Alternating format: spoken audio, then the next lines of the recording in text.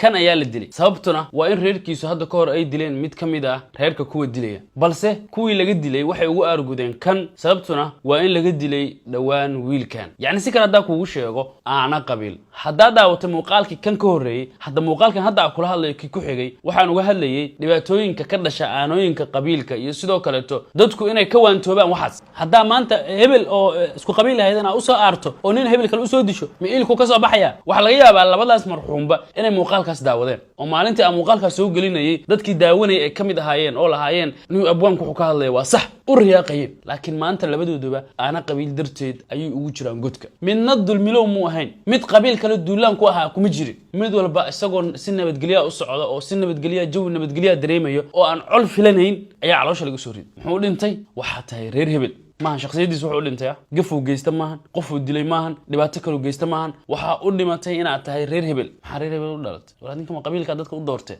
ma qabiilka dadka u doorteen adinku qabiilka ma dadka u doorteen ma adinka u kala soocay oo aranjigareeyo yiri hebel iyo hebel iyo hebel reer hebel bay noqonayaan hebel iyo hebel iyo hebel reer hebel bay noqonayaan ma iska dilaysaa sabab looma fiirinayo miya qofkaan ma mudan yahay in la dilo ma la fiirinayo miya waa wiil dhalinyaro mustaqbal u lahaa wax laga yaabaa xataa inuusan guursan weli waa disheen waa askari waa sargaal wakiinamada sugaya asaga deegaanka ay ka dhex shaqeynayaan jidka u gashay waa dishay maxaa ku dishay muuqaalka aan uga hadlayay arrimaha aanooyinka qabiilka kan laba ama ka saddex ah waxa uga hadlayay xilliyada roobab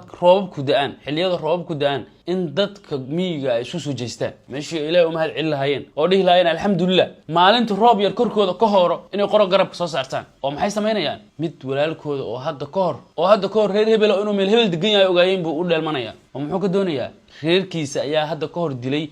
nin ay istiiqaaniin oo reerka u soo argudaya roobaa u da'ay meesha xoolihiisa iyo wixiisa kala habaysan lahaa oo u diyaar garoobi lahaa jiilaalka soo socda waxay xoolihiisa cun lahaayeen adduunka dunida fiiri marka la joogo marka roobku u doo oo xoolahoodu naqaystaan oo dhulka cagaar ka soo baxo waxay u diyaar garoobaan jiilaalka kaleeta xoolihii waxay siisa lahaayeen kayday sii samaystaan cawsay u sii gurtaan xoolahooda annagu maxaan samaynaa roobku markuu noo doo xoolaha waa foofinaa ilmaha iyo xaasaska ku darnaa dabeedna maxaan samaynaa qoraga garabka soo saarnaa duulaanaan soo aadnaa kaalay qabiilku ma abaartii ka soo baxday ama ka argudanaysa ma abaar ahaana u dilay qofkan ma qofkiis 6 bil ama sanadkii la soo dhaafo abaarta kugu ahaay asaga miya abaarta sabab way ugu duulaan galaysaa war u diyaar garow abaarta kale soo socota iyo jiilaalkan soo socda oo naqlaanta iyo roob la'aanta dhici doonto kayd u sii samayso way walaalka uu soo duulaysa way uu soo weeraray miskiinkan muxuu ka qabaa way jidka u galaysa lama xisaabtamay miya maskax ma jirta miya umaleeymayo nin iga daayar inuu ku jiro inta qoryaha wadata maanta nin iga aqli yarna inuu kuma jiro anuna waxa garawsanahay war ninkan walaalka noolaada wada noolaada war adduunka waxa wada nool dad isku diin ahayn isku midab ahayn isku aragti ahayn isku muuqaal ahayn isku isir ahayn wada nool adin ninkan waa ku dagaalaysaanba hadaa abtirsato 16 oday ka tirsadaa Soomaali si kasta raadi labada qof ee isugu fog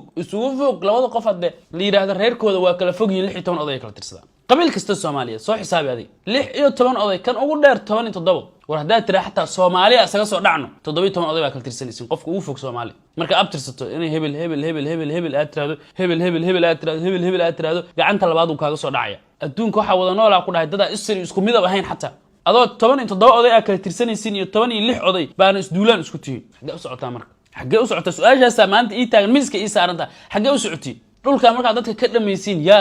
yaa u faarujinaysiin dhulka yaa qandaraaska uga soo qaadatay waxa rabaa fariintay ugu dambaysa inaan u gudbiyo dhalinyarada ka soo jeeda deegaanada colaaduhu ka jira kuwa jaamacadaha dhigta gaar ahaan waxa rabaa dhalinyarada ka soo jeeda cariga la yiraahdo galmudug la yiraahdo oo runaantii meelaha miyigooda ugu fidnada badan yahay macnaa deegaanada ugu dagaalka badan dadkooda isdilaan bilaa calayk waa laga xishoodaa waxaan oo kaleeto dhalinyaradaas rabaa inaan fariinta gaarsiiyo kuwa jaamacadaha dhigta dabcan waxa galaysiin bilihii fasaxa ugu soo aadan oo jaamacaduhu furmayeen oo jaamacaduhu xirmayeen oo iskooladu xirmayeen oo waxbarashooyinka noocyadooda kala xirmayeen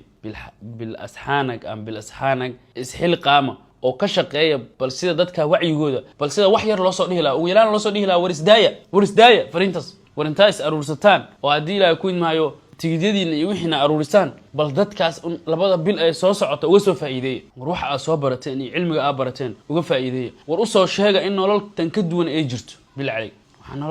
nolol ma maalin walba mid hal doora bay dilayaan maalin walba mid aan mudnayn bay dilayaan maalin walba u soo sheega bil calayk inta soo gaarsiiya war hatta haddii ayagu isdila war haddii isdilaysan hatta ayagu isdila laakiin bil calayk dadka muhiimka adaaya inta wax naga joogtaa war xabada naga daaya loo hadaa naga yaray naga joogtaa wallahi حتى الدجال كدينا أدوك إسدلة دحين إسدلة كوينا حول رقتها إسدلة بالله عليك لكن داية نبضون هذا داية علوم هذا داية سراكيشة داية بالله عليك معلمين تأيدتك أقوياء هذا داية بالله عليك اسكت داية دتك جناح استدا way u raadsanaysiin qofka wadna xanuunka dadka ku ridaya way u raadsanaysiin qofka bulshada doorka muhiimka ugu jira adaa qorow garab ku saaray mid kale qorow garab ku saaray uu aargud raasakii dilay kan kugu qabiilka iska daa kan iska ganacsanay iska daa kan dadka wacdinay iska daa kan hadii la ku iimaayo nabadgelyada sugay meelaha iska taag war istaay walaalayaal war waxaan